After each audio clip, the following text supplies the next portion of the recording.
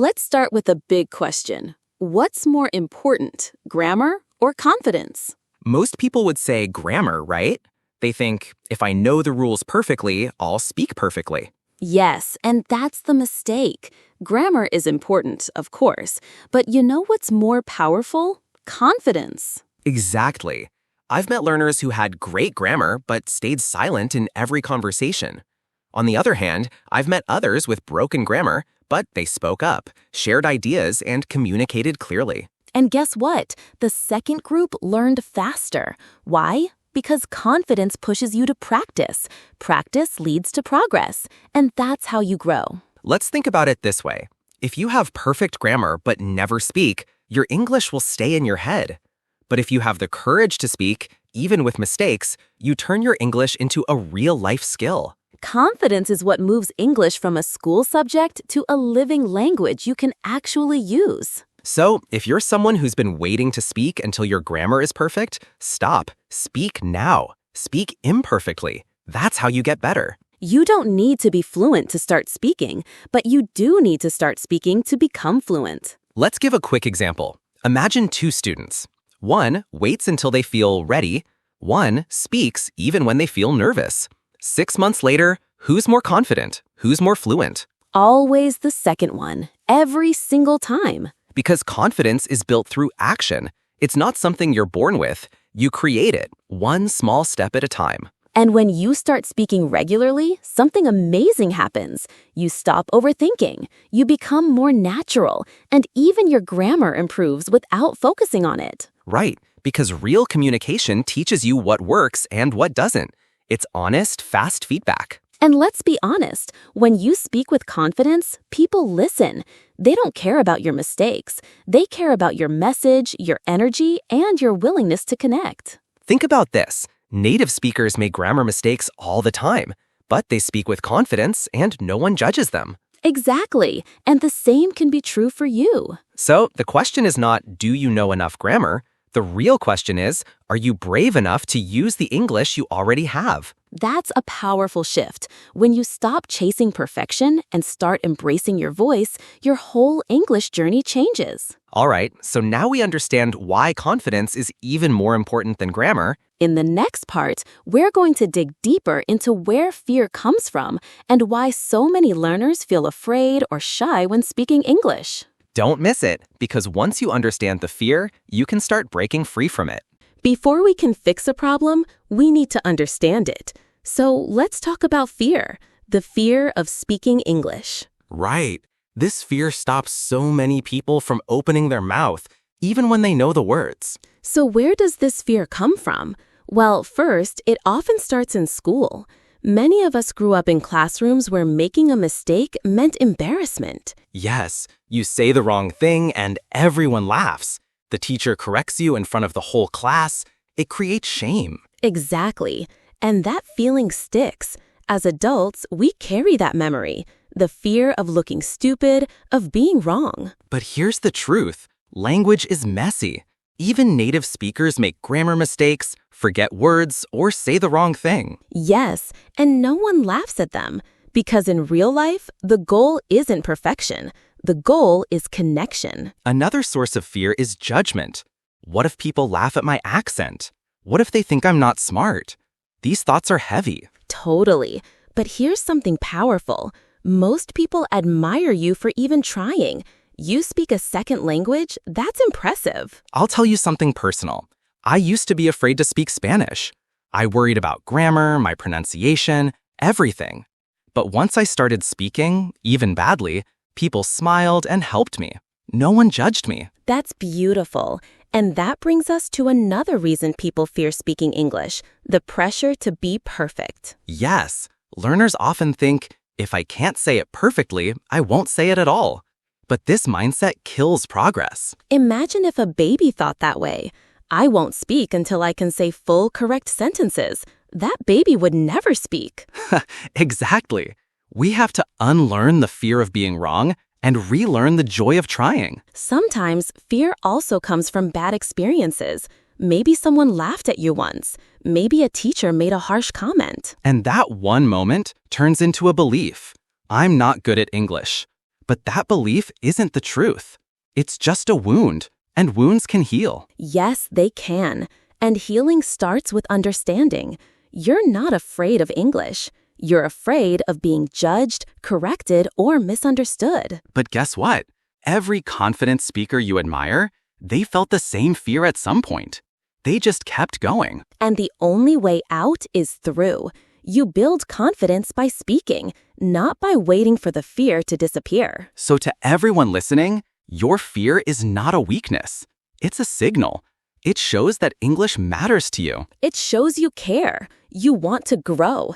And that's something to be proud of. All right, now that we understand where fear comes from, shame, perfectionism, judgment, past experiences. In part 3, we're going to talk about what to do with that fear. How can you start speaking even when your heart is racing and your hands are shaking? Yes, part 3 is full of practical tips and simple steps to help you break through that fear and finally speak with courage. So now we understand the fear. The big question is, how do you speak through it? Exactly, because waiting for the fear to disappear won't work. You need to act while feeling nervous. Let's start with this idea. Small steps. Don't think about giving a speech or having a long conversation. Just say one sentence, one word. That's already a win. Right. If you feel nervous, lower the pressure. Talk to yourself first. Describe what you're doing in English. I'm brushing my teeth. I'm cooking rice. I'm going to the store. It may sound simple, but it works. You're training your brain to speak English in daily life with no fear of being judged. Then try speaking to a mirror. Look at yourself and say a few sentences. You might feel silly at first, but this helps you get comfortable hearing your own English voice. Another idea? Record yourself. Just open your phone, talk for 1 minute, and listen back. Don't judge. Just notice. What sounds good? What could be smoother? That's how you build confidence. You don't need a classroom. You need consistency. Now, let's talk about nervousness during real conversations. Here's a trick. Breathe slowly before you speak. Take one deep breath. It calms your body. Yes, nerves are physical. Your hands sweat, your heart races. Breathing gives you control again. And remind yourself, it's okay to pause. Native speakers pause too. You can say, "Give me a second. Let me think." It shows confidence, not weakness. If you forget a word, don't panic. Use the words you do know to explain it. For example, instead of pharmacy, say, the place where I buy medicine. That's communication. Brilliant. And over time, those nervous moments become less scary. Why? Because you faced them, not avoided them. Another tip, choose safe spaces to speak. Find a conversation partner or tutor who supports you. Or speak with a friend who's also learning. And if you don't have anyone to practice with, join an online language exchange app. Or comment in English on YouTube videos, Reddit, or forums. Every small action counts. I love that. Confidence grows like a muscle. If you train it daily, even with small exercises, it becomes stronger. So don't wait to feel ready. The most confident speakers were once nervous learners, just like you. Yes, and the difference is they kept speaking, even when their voice shook. That's courage. Speaking when it's easy is nice, but speaking when it's hard, that's growth. Let's quickly review some steps. 1. Talk to yourself in English every day. 2. Use the mirror or your phone to practice. 3. Breathe and pause during real conversations. 4. Use simple words to express complex ideas. 5. Practice in safe, friendly spaces. That's a powerful toolkit. So even if you're nervous, you're not helpless. You're in control. All right. In the next part, we'll move from what to say to how you say it. We'll talk about your voice, tone, pace, body language, and energy. Because confidence isn't just in words, it's in your delivery. Yes, how you say something can completely change how people hear you. That's what we'll explore next in part 4. Now that you've started speaking, even when you're nervous, let's take it one step further. Let's talk about how you speak. Right. Confidence isn't just about the words you use. It's about your delivery, your voice, your rhythm, and even your body language. Let's start with tone. Tone is the emotion in your voice. It's how you say something, not just what you say. Exactly. For example, say, "I'm happy." Now say it again like you're actually excited. "I'm happy."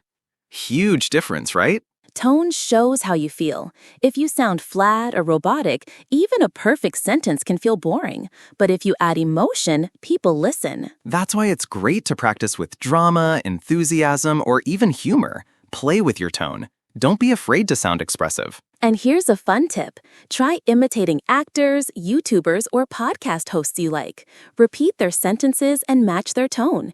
It helps you build vocal variety and confidence. Now let's move to pace, the speed of your speech.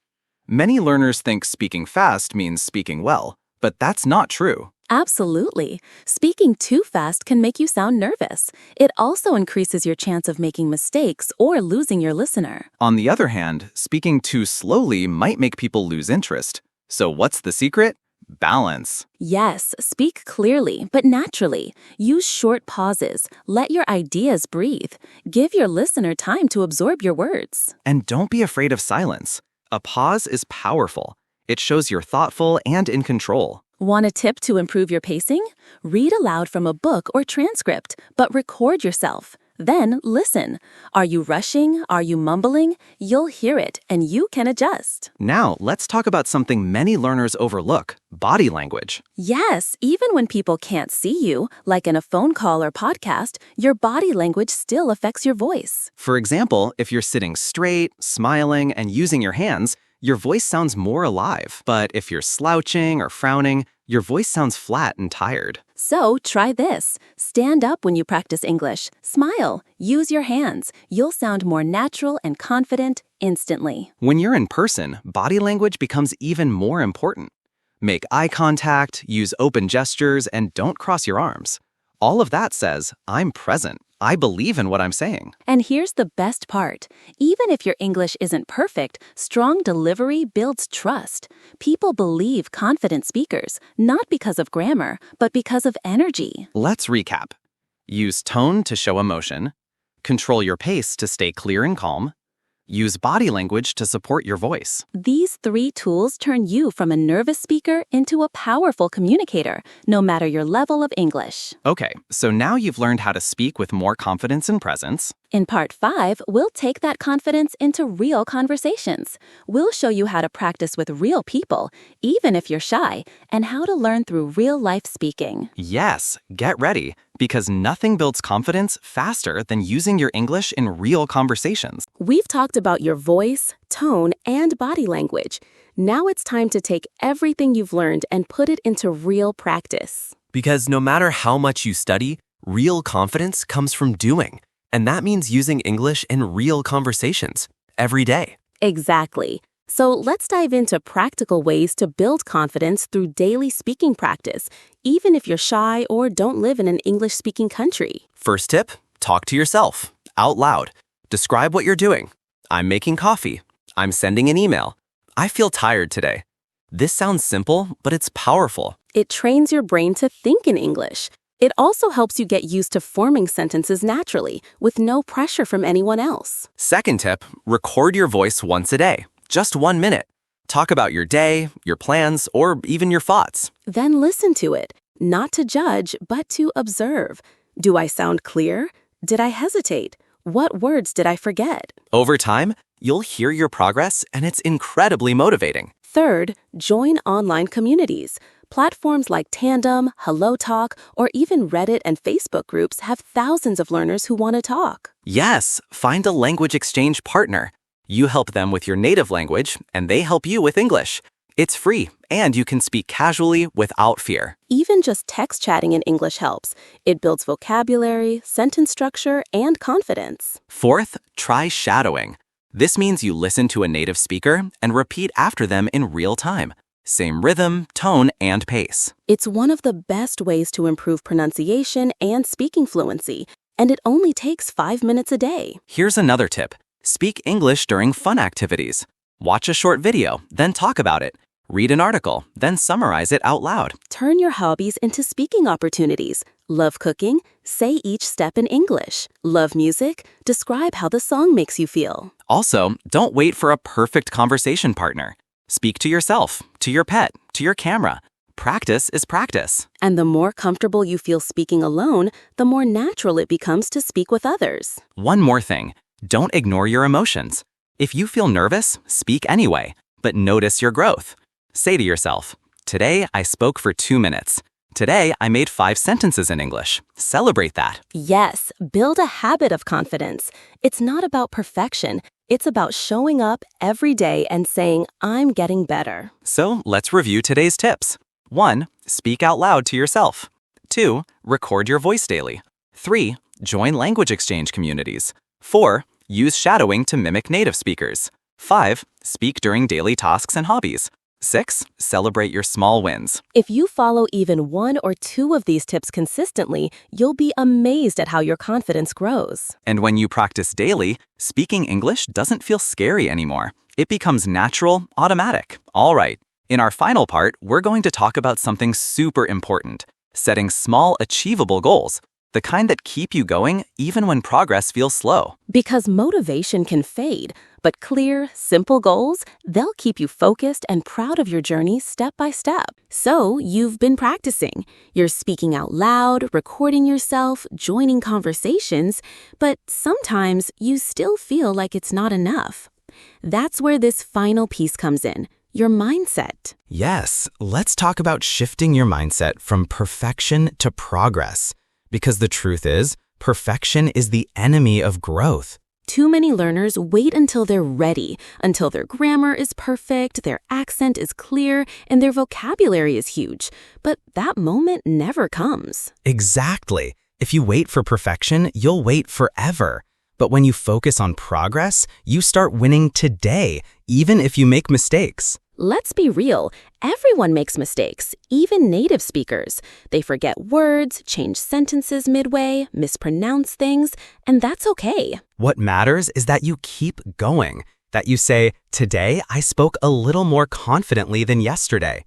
That's how real growth happens. So instead of asking, did I speak perfectly? Ask, did I try today? Did I use one new word? Did I understand a little more? Those are powerful questions. And remember, language learning is not a straight line. Some days are easy, others are hard. But if you keep showing up, you're making progress. Here's something I tell all learners. You are already better than the version of you who was too scared to start. That's such a powerful reminder. Every effort you make matters. Every sentence you speak, every mistake you learn from, it all adds up. And that's why small, achievable goals are so important. Instead of saying, I want to be fluent, say, I want to speak for 3 minutes today. I want to learn 5 new words this week. I want to practice shadowing for 10 minutes. These goals are clear, simple, and realistic. When you reach them, you feel proud. You stay motivated. And most importantly, you build momentum. You stop waiting for the perfect time and start moving forward every single day. So, as we wrap up this episode, let's go back and remember the core idea. You don't need to be perfect. You need to be brave. Brave enough to speak when your voice shakes. Brave enough to keep going when you feel stuck. Brave enough to believe that you are capable. Let's do a quick recap of everything we've covered in this episode series. 1. We explored why many learners fear speaking and how to start even when you're nervous. 2. We talked about understanding that fear and where it comes from. 3. We shared practical steps to speak despite the nerves. 4. We covered the power of tone, pace, and body language. 5. We gave you real-world daily tips to practice speaking. And today, we reminded you that your mindset, your belief in progress, is what keeps you growing. If you take just one thing from this series, let it be this. You don't have to be perfect to be proud. Every step forward counts. You are doing more than you think. So, keep speaking, keep showing up, keep moving, because your voice deserves to be heard, in English and in the world. Thank you for listening to English with Tuna. We're proud of you, and we're here with you every step of the way. Don't forget to subscribe, leave a comment, and share this podcast with another English learner who needs a little motivation. And remember, perfection can wait, but your progress, that starts now.